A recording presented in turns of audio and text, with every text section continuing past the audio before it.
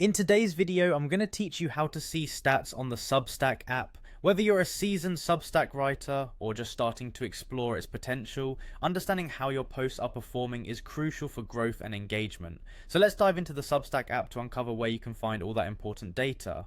First, after you publish a post, the Substack app makes it easy to get a quick overview of your latest post's performance by displaying a banner right on your home screen. This banner immediately gives you access to its stats, which is wonderfully convenient for staying on top of real-time analytics without having to dig too deep. But if you're interested in more detailed insights, you can navigate directly to the specific post you're curious about. Once there, you'll find the stats neatly displayed beneath the post's title. This allows you to have a comprehensive overview of how the post is doing, building a clearer picture of its impact.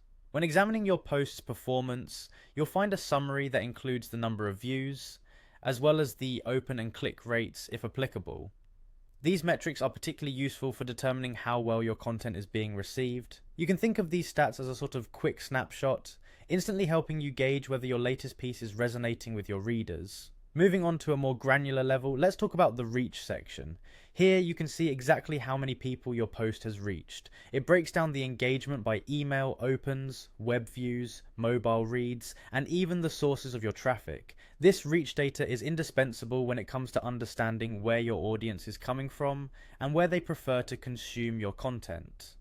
Next, the engagement section provides insights into how your audience is interacting with your post. This includes data on comments, likes, and shares, whether that's through restacks or quote notes.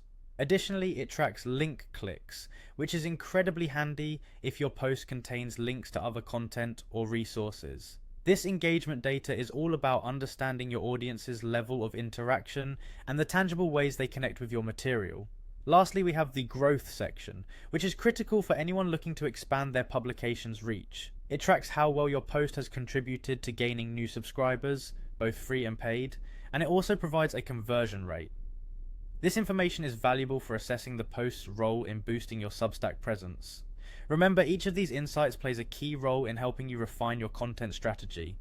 By seeing which posts are working and engaging your readers the most, you can tailor your future content to their interests and ultimately drive more success on your Substack journey. Happy writing, and I'll see you in the next video.